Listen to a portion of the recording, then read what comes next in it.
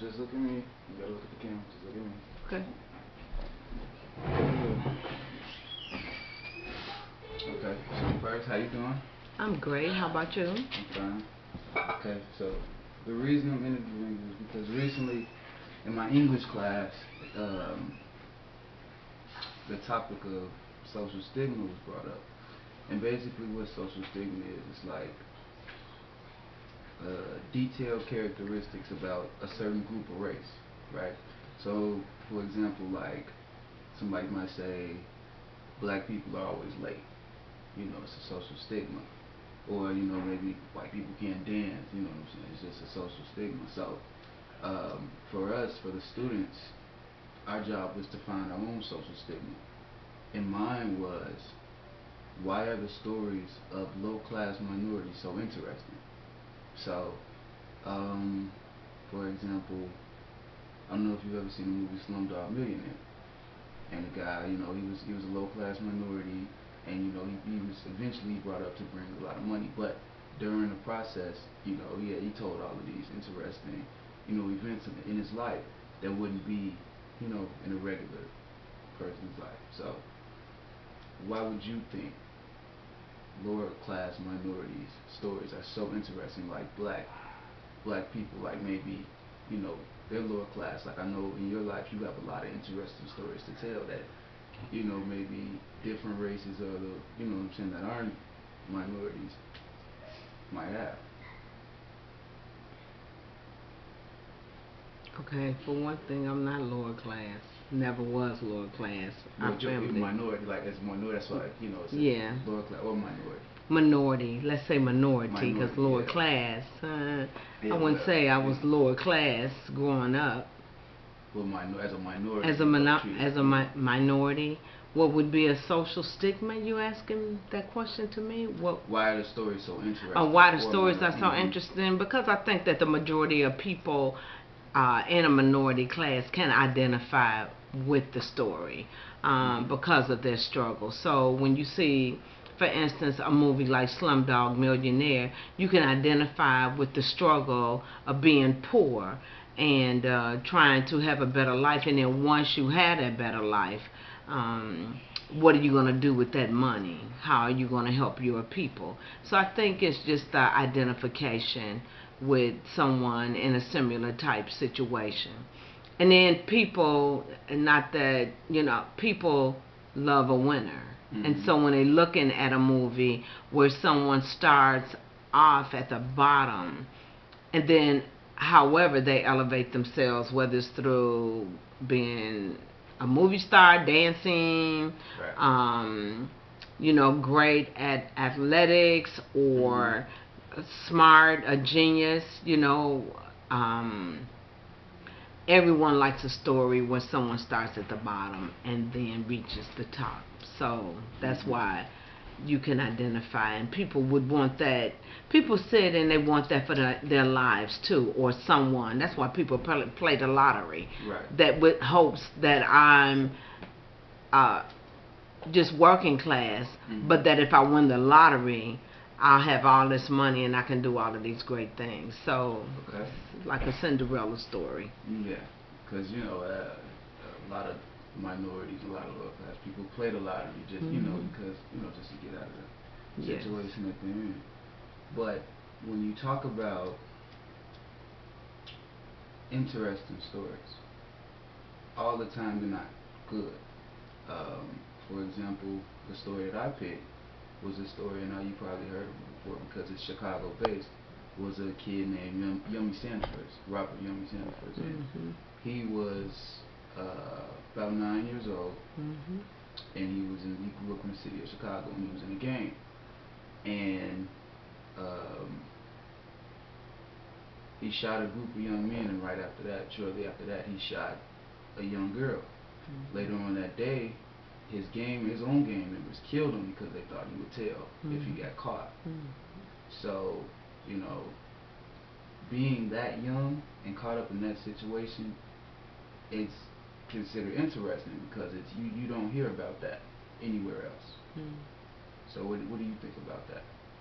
Well, the story is sad. It's interesting that you should choose that story because you didn't know that Mm-hmm. my former principal, um, he attended her school. Oh. And so she knew his family personally. She knew his mother and Mm-hmm. grandmother and all his family members, his brothers and his sisters.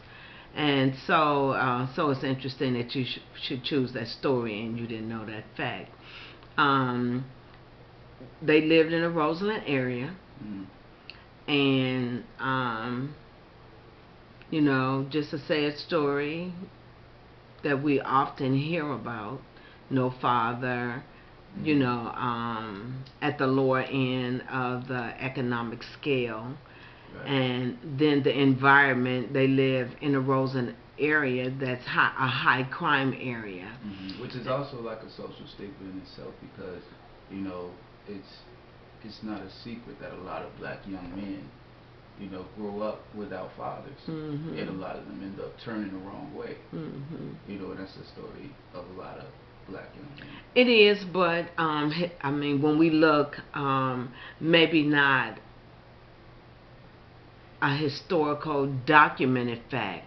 Right, But and this that's is why it's a not social the stigma first because generation, that's not right? all of the Exactly, because black this is young not men. the first generation that have been without fathers. Oh no, not at all. Right, because when you think about during slavery times, the male was always taken out of the home. Mm-hmm. He could be sold, Right. and then you'd have to go to another plantation. Mm-hmm. So this is not the first generation. Right. Even my husband's mom, she raised 5 sons by herself. Right. She put herself through school, Mm-hmm. became a RN, and her children didn't end up in jail. They were able to grow up and have good jobs. Mm-hmm. And so, I just think it's your family values. I Right. think it all comes from a good family values as your base. Mm-hmm. Especially when you grow up in a home that's God fearing, Right. and when you have um, family members, aunts, Mm-hmm. uncles, um, to all help to raise Right. the younger children in our family. And that's what and that's because in the class we had to ask questions about it and answer the questions about the stories and the topics that we picked. And one of the answers that I gave is the reason why maybe this story might have happened is just basically the crowd that you're around and the people that you associate yourself with. And I asked the question, if this same little boy grew up in a suburb area with God fearing parents and God fearing relatives, would this still happen? And I think It the would answer be would less be likely. It would definitely definitely. be less likely, Mhm. because the bottom line of it all is that he was getting paid some kind of way with some benefit to him or his Right. family, and it's selling drugs, getting money from Mhm. that, um, and then also having a sense of family, and that's what gangs really represent. Family, you know. It takes the place of the family that they're missing. They engrafted in. They feel important. They feel a part of something. And Right. so that's how gangs really pull young men in. Mhm. And that's saying, we're your family. We're going to be there for you. You need a pair of shoes, we'll buy you a pair of shoes. Mhm. You need clothes, we'll buy you clothes. Doing something for you that your family is not doing or may not be capable Right. of doing. And that's the thing because um, growing up maybe without a father, growing up in a setting where it's not the best for you, a lot of these kids, especially now in Chicago, a lot of kids need love. A lot of the kids don't have love, and when they go out in the streets and they meet people and they create a relationship, it's their definition of love. which is why when their friends and things ask them to do things and go out, you know, and do things with people, it's not because they're bad kids. It's because that's what they were, you know, that's what they're raised around, and that's, you know, even though they have alternative decisions to make, that's the more likely decision that they're gonna make because, you know, that's what their friends are doing and that's what they love. That's what they consider their family. You know. I agree with that. I work at Chicago Public School and I'm a secretary. And some kids get in trouble just to come and sit in the office and talk to me, just because they're missing that motherly or grandmotherly love. And you know, I can dialogue with them, or I can hug them, or tell them, you know, you can get beyond this if you stay in school. You can stay in school, go to high school, finish high school, go to college, and you can live anywhere you want to, drive whatever you want to, eat whatever you want to.